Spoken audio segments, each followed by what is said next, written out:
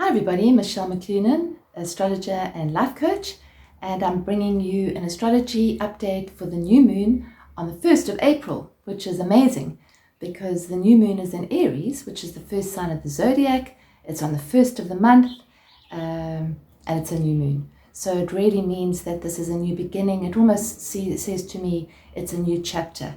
It forms the chart for the next year, the next solar year, as the sun progressively moves through all the signs, but this is really the new energy. So it's always a great time to plant new seeds, and this one's no exception. In fact, probably this one's the most potent one to plant those new seeds in terms of going forward. Aries is always that energy that comes after letting go of a cycle which we've just been through, where there's actually the new birth, new sprouts coming up. So really most of us feel at this time of the year that we want to actually get things moving. Aries is an initiatory, a powerful, a strong energy, a forward-moving energy. I always see Aries as the sign of the fire, the first fire, the striking of the match. Let's get things going. That's what Aries does. It's impulsive, it's dynamic, it's direct. It doesn't want to be messing around. It just wants to move forward. There's a few buts here, but that's what Aries energy is when it's together. So this energy, you've got the sun, you've got the moon together, which is obviously always the case at new moon, and they're joined by Chiron and Mercury. So the sun and the moon are sandwiched in between Chiron and Mercury. Mercury is the planet of the mind, so that means independent thought, also in Aries. It can mean impatience as well. I've got an idea, why can't I get this going? And there are some energies here which would suggest that maybe there's a bit of a handbrake thing happening for many of us right now. It's almost like a limbo state, which is a little bit irritating for Aries. So you might find that your irritation levels are a little bit high, or your frustration levels are a little bit high. So if they are, just remember to breathe, bring yourself back, because it's quite fiery, potent energy. So Chiron being in the mix, Chiron is the wounded healer, and every year the sun comes around and it connects with Chiron. We can ask ourselves, what has been healed in the last year? How have our reactions changed? How has our frequency changed? Possibly how have our relationships changed? When you look at Aries, you always look at the opposite, which is Libra, which is the sign of relationship. Aries can be associated with war or forward motion, or as I say, impatience, and Libra is more connected with balance and peace and harmony. So we always look at the opposite to see what sort of the antidote for the energy is. So if we are feeling impatient, the antidote is to actually soften and to connect and to bring ourselves back into peace. That is what Libra tells us, which is the opposite sign. Look for the beauty rather than the difficulty in any situation. So really look at what's healed in you over the last year, because this is another opportunity for healing, for letting go, and for healing those parts of us that feel wounded. Maybe those parts of us that don't feel that we're good enough, or that we are seen or heard. So really looking at those and seeing what's coming up for you for healing, because this is a very powerful new moon to actually plant seeds for healing. Also physical healing. So we've got a lot of energy right now which suggests that there's a lot of cleansing, a lot of clearing happening.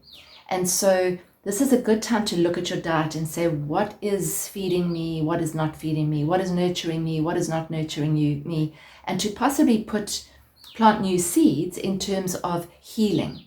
So what do I need in order to heal myself on a physical level, emotional level, a mental level? What do I need? Do I need more time out? Do I need more water? Do I need less coffee? Do I need to change my diet a little bit? What's happening with my digestion? All those questions will come up because Chiron is the wounded healer. So he is around this new moon to actually help us to see what needs to be healed and what has been healed since last year. So watch the angry reactions, watch the feelings that come up in you and say, okay, this is being triggered by XYZ, but what's it actually saying for me? Where's the healing for me? Very key. The other themes here, we've got the ruler of the new moon, So the new moon's in Aries. The ruler of Aries is Mars. So we always see what the ruler is actually doing. And this is where we've got some tricky energy coming in, because the ruler of Aries, being Mars, is actually moving into a direct, what we call conjunction with Saturn. So what is Saturn? Saturn can be restriction. Mars can be forward motion. So restriction of forward motion. So it's known as the handbrake transit when these two come together. I want to move forward, but I have to wait, which can relate in frustration, anxiety. When's this going to happen? Impatience. The other part of that is that it can be forced, which is Mars, Saturn, control. So the last time they came together was beginning of April 2020, which is when we went into hard lockdown. Mars is also often related to militancy, which a lot of the lockdown was militant. We suddenly saw these military measures being placed on the people. So that could happen. There could be some more lockdowns. There could be some more kind of forced control. There could be some revolutionary energy as well, because Mars, the ruler of Aries, is also square Uranus. Uranus is the planet of the revolutionary. So those two, that's a square, so it's a conflicting energy. It can be revolutionary energy. It can be the questioning or the fighting against the control. It can also represent new social structures being born. It can also represent explosive, eruptive energies within us or outside of us. And this is also backed up with Mars also being in a square to the nodal axis, which is the destiny axis. So I think that we're going to see a lot more information coming to light as well, depending on what we look at and what we're watching, what we're reading. The other really strong energy that's forming in April, and it's going to be coming in the next couple of weeks, is the Jupiter-Neptune conjunction. And I've spoken about it quite briefly in previous messages, but this is a really strong energy. They only come together in the sign of Pisces every 165, 66 years. So that's a biggie. So if you look at the energies, Neptune represents oil, for example. Jupiter represents expansion. So expansion or increase in oil prices. We're seeing that a lot. That's leading to inflation. The other thing that we can see, which is a tricky one of this transit, is that there's more delusion, because they're both in Pisces, and Pisces is kind of illusionary. So Pisces energy is a bit foggy. It's not very clear. So when the two come together, the giant planet Jupiter, it can amplify that. It can amplify delusion. It can amplify confusion within us, unless we are shifting into a new dimension, unless we're shifting our frequency. Because if we are, this is the most powerful wake up for us in terms of it's shifting us into a higher consciousness. This is the transit that's helping us do that. It's lifting our frequency if we are showing up and doing what I'd call the spiritual work, what you might call the consciousness work, whatever it is that brings you back into alignment. The more you can do that in the next few weeks, absolutely it's going to help you to actually move through this other energy. Because it's literally like we've got these two main energies. The one is kind of quite abrasive, and the one is that's sort of quite impatient and quite angry, and the other one is very, very, it's like a holding, beautiful, gentle energy, if we allow it. It's got the potential to move us from that polarized state to one of unity. Heal us if we're prepared to let go, to drop the emotional baggage, to drop the conditioning, to drop the expectations that we have on ourselves and others, to move into kindness, compassion. That's what this Jupiter-Neptune conjunction is asking us to do. Where are you going to go? What side of it are you going to look at? Are you going to see yourself? Do you see yourself as a conditioned, small, insignificant human being who's controlled by all the stuff that's happening around you? Or do you see yourself as an infinite being of light? Do you see life as everything as a miracle? Or do you see nothing as a miracle? Because you can't really do both. But this transit is asking us to trust, because you're trusting in the unknown. You're trusting in something that you can't necessarily see. You can see the stuff of life. You can see the manifest form. You can see the price of oil going up, inflation rising, people fighting, wars happening. You can see that, but you can't necessarily see the more subtle energy.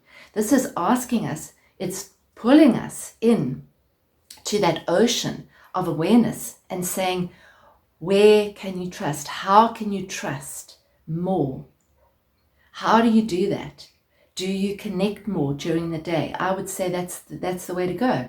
Setting up our day with a short time of just being. Ending our day with a small time of just being, just connecting. During the day, bringing your focus back to your breath, softening. I always say this because it's for me, it's the way in to that non-polarized place. And the more we can do that, the more we're surrendering, the more we're dropping. If something comes into your awareness that makes you feel tense and makes you feel tight, use that as an opportunity to raise your frequency. To say, okay, in this moment I could go to war about this. I could go into resistance about this. I could go into expectation and why are my expectations not being met about this, and feel into that and that, yeah, that doesn't feel so good. Or I could actually accept that this is indeed happening because it is happening.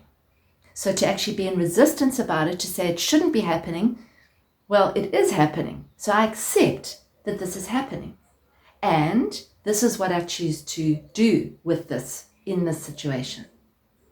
So bringing yourself back, focusing on peace, focusing on light, focusing on surrender. Even though we've got this forward motion now, there's still the need to surrender because things are not clear. We're kind of at a fork in the road, but there's still some limbo around. There's still some unknown quantity. There's still a bit of fogginess about I can't really see the future. So what do we do when we can't see the future? We trust that the future is unfolding the way it needs to unfold for our soul's evolution. You can see it like that, or you can see that everything's gone to hell in a handbasket. It's our choice, how we see it. So I hope that's helped. Remember, slow down. Just slow everything down. Doesn't have to be done today. Doesn't have to be done this minute.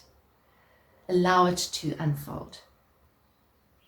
John and I are starting another journey to freedom on the 5th of May. So let us know if you'd like to join us on that. The details are on the website journeysofawakening.com. And we're also starting a new month with our inner space this month. We're going to be working with the theme courage, which is actually a heart word. Am I courageous enough to do this? Aries is the sign that relates to courage and boldness.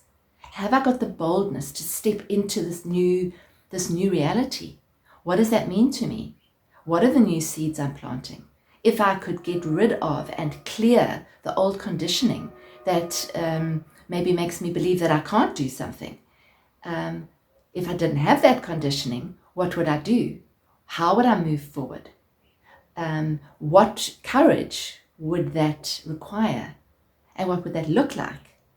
So we're going to be exploring that theme more in our inner space for April. So join us. You can also find that out on the inner space on our Journeys of Awakening page. I'll put the links below here.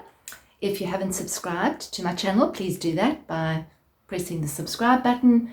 And if you want notifications, you have to go into my channel and click the bell, apparently.